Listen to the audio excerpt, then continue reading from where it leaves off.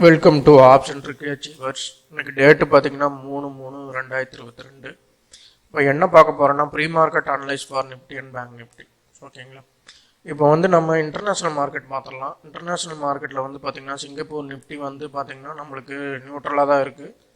Bank Nifty நேற்று closing நெகட்டிவில் close ஆகிருக்கு. Tau Jones அப்புறம் நாஸ்டாக் அமெரிக்கன் மார்க்கெட்லாம் பார்த்தீங்கன்னா அதுவும் நியூட்ரலாக தான் இருக்குது. நிக்கி 225 அப்புறம் பார்த்தீங்கன்னா ஜப்பான் மார்க்கெட் நியூட்ரலாக இருக்குது. அப்புறம் சைனா மார்க்கெட் நியூட்ரலாக இருக்குது. ஓப்பன் ஆகிடுச்சு. ஓகேங்களா? அப்போ இன்டர்நேஷ்னல் மார்க்கெட் ரேஞ்சாக தான் இருக்குது. நம்ம கான்செப்ட் பிரகாரம் பார்த்தீங்கன்னா நம்மளுக்கு சார்ட்டில் என்ன காட்டியிருக்குங்கிற சார்ட்டில் பார்த்தீங்கன்னா நிஃப்டி பார்த்தீங்கன்னா மந்த்லி ட்ரெண்டில் நியூட்ரலாக இருக்குது. பேங்க் நிஃப்டியில் மந்த்லி ட்ரெண்ட் பையாக இருக்குது. நிஃப்டி வீக்லி ட்ரெண்டில் நியூட்ரலாக இருக்குது. பேங்க் நிஃப்டி பார்த்தீங்கன்னா வீக்லி ட்ரெண்ட் செல்லாக இருக்குது. ஓகேங்களா? அப்படிங்கும்போது மார்க்கெட் இன்றைக்கி ரேஞ்ச் மார்க்கெட்டாக தான் இருக்கும். பையாருக்கு ட்ரை பண்ணுறாங்க. ஆனால் என்ன ஆச்சுன்னா நம்மளோட பிரேக் இந்த பாயிண்ட் பிரேக் பண்ணி மேலே போனால் மட்டும்தான் நம்மளுக்கு பை ஆகும். சரிங்களா? அதுக்கப்புறம் பார்த்தீங்கன்னா டெலிகிராமில் நான் லிங்க் இருக்குது, அதில் போய் பாருங்கள். லெவல்ஸ் புட் ஸ்ட்ரைக் ப்ரைஸ் ரெகுலராக கொடுத்துட்ருக்கேன். அது போக பார்த்தீங்கன்னா அது கால்ஸும் ப்ரொவைட் பண்ணுறோம், அது ரிப்போர்ட்டும் கொடுத்துருவோம். ஓகேங்களா? இதுக்கப்புறம் பார்த்தீங்கன்னா நம்மளுக்கு இன்றைக்கி டே ட்ரேடிங் ரேஞ்ச் நான் சொல்லிடுறேன். சரிங்களா? இப்போ நிஃப்டிக்கு பார்த்தீங்கன்னா நம்மளுக்கு 16,800 16,400 இருக்கும். இந்த ரேஞ்சுக்குள்ளே ட்ராவல் ஆச்சுன்னா நீங்கள் இதுக்கு ஏற்ற மாதிரி ட்ரேட் பண்ணிக்கோங்க. அதே மாதிரி பேங்க் நிஃப்டி 35,800 35,000 இருக்கும். இந்த ரேஞ்ச் பிரேக் அவுட் நடந்தால் நம்மளுக்கு ஜாக்பாட் கிடைக்கும். ஒன்று மார்னிங் ஓப்பனிங்லேயே இந்த ரேஞ்ச் பிரேக் அவுட் நடந்துருச்சுன்னா ரெண்டுலேயுமே பார்த்தீங்கன்னா நீங்கள் டெலிகிராமில் கேட்டிங்கன்னா நான் நிஃப்டிக்கு நான் கொடுக்குறதில்ல, பேங்க் நிஃப்டிக்கு மட்டும் கொடுத்துட்ருக்கேன். நீங்கள் டெலிகிராமில் கேட்டிங்கன்னா ரெக்வஸ்ட் பண்ணிங்கன்னா நான் அந்த நிஃப்டிக்கும் நான் கொடுக்குறேன். இப்போ பேங்க் நிஃப்டியில் பார்த்தீங்கன்னா இப்போ மார்னிங் 9:15 இந்த ரேஞ்ச் பிரேக் அவுட் நடந்துருச்சுன்னா ஃப்ரெஷ்ஷாக ஒன்று எடுத்து பார்த்தீங்கன்னா நான் டெலிகிராமில் கொடுத்துருவேன். சரிங்களா? அதை ஃபாலோ பண்ணிக்கோங்க. அது தான் பார்த்தீங்கன்னா நம்ம காலும் ஸ்ட்ரைக் ப்ரைஸாக எடுத்துக்குவோம். நேற்று பார்த்தீங்கன்னா உங்களுக்கு 30,500 35,000 பார்த்தீங்கன்னா நம்மளுக்கு அவுட் மணிலேருந்து இந்த மணி ஆகிட்டு திரும்பியும் பார்த்தீங்கன்னா மேலே போயிடுச்சு. நேற்று டீசெண்டான ப்ராஃபிட் எடுத்தோம். சரிங்களா? இப்போ நம்ம இதில் பார்ப்போம். சார்ட்டில் பார்த்தேன். சார்ட்டில் பார்த்தீங்கன்னா நம்மளுக்கு நான் சொன்னேன்ல பிஇபி கிட்ட இருக்குது. பிஇபி கிட்ட பார்த்தீங்கன்னா இது மார்க்கெட் ஓப்பன் ஆகி சிங்கப்பூர் நிஃப்டி இதனால தான் நியூட்ரல்னு சொல்லியிருக்கோம். அதுக்கப்புறம் பார்த்தீங்கன்னா பேங்க் நிஃப்டி நேற்று க்ளோசிங் பார்த்தீங்கன்னா மேலே க்ளோஸ் ஆகிருக்கு பிஇபிக்கு மேலே. அதனால் இது பை ட்ரெண்டுன்னு சொல்லிட்டேன்.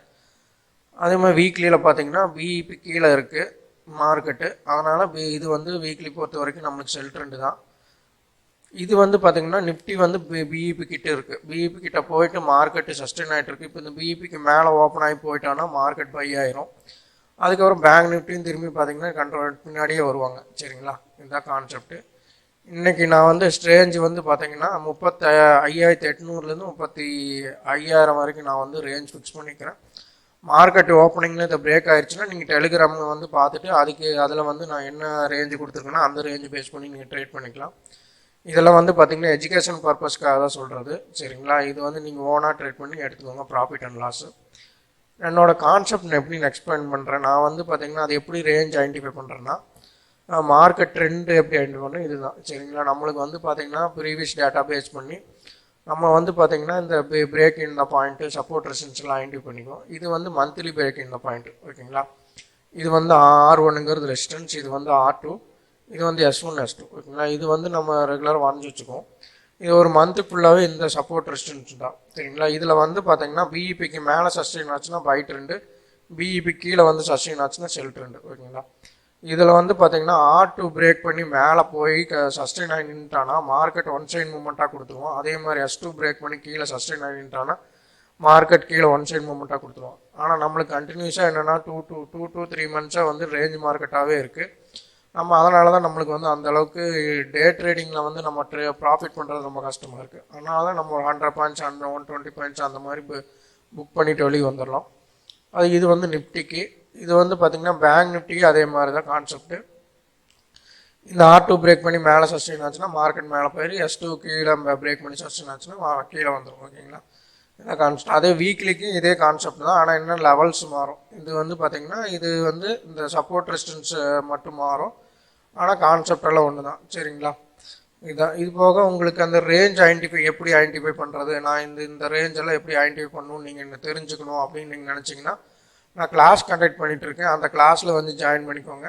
அந்த டீட்டெயில்ஸ் வேணும்னா நீங்கள் மெசேஜ் பண்ணுங்கள், நான் ப்ரொவைட் பண்ணுறேன். அந்த ஜாயின் பண்ணிட்டீங்கன்னா அந்த லெவல்ஸு இதெல்லாம் எப்படி எடுக்கிறது இதெல்லாமே நான் உங்களுக்கு சொல்லி கொடுத்துருவேன். அதே மாதிரி நீங்கள் லோ இன்வெஸ்ட்மெண்ட் 15,000 இன்வெஸ்ட்மெண்ட் பண்ணி சின்ன stop loss 50 point stop loss வச்சு எப்படி வந்து நான் ப்ராஃபிட் பண்ணுறது, மினிமம் டார்கெட் வந்து 100 பாயிண்ட்ஸ், சரிங்களா? இதை எப்படி நம்ம ப்ராஃபிட் பண்ணுறது அப்படிங்கிற விஷயத்த நான் கிளாஸில் சொல்லி தருவேன். உங்களுக்கு இன்ட்ரெஸ்ட்டாக இருந்ததுன்னா நீங்கள் டெலிகிராமில் ஜாயின் பண்ணிக்கோங்க. லிங்க் வந்து டிஸ்கிரிப்ஷனில் இருக்குது, யூடியூப் சேனலில் ஜாயின் பண்ணிட்டு கிளாஸ்க்கு உண்டான டீட்டெயில்ஸ்னால் இது பெய்டு கிளாஸ் தான், சரிங்களா? அது நீங்கள் கேட்டிங்கன்னா உங்களுக்கு நான் அந்த ப்ரொவைட் பண்ணுறேன். அதை பேஸ் பண்ணி நீங்கள் வந்து பார்த்தீங்கன்னா ட்ரேட் பண்ணி ரெகுலராக ப்ராஃபிட் பண்ணிக்கலாம். ஓகே, நம்ம மேற்கொண்டு ஏதாவது டவுட்ஸ் இருந்தால் டெலிகிராமில் மெசேஜ் பண்ணுங்கள், நான் கிளியர் பண்ணுறேன். அதே மாதிரி யூடியூப் சேனலை சப்ஸ்கிரைப் பண்ணுங்கள், லைக் பண்ணுங்கள், ஷேர் பண்ணுங்கள். தேங்க்யூ.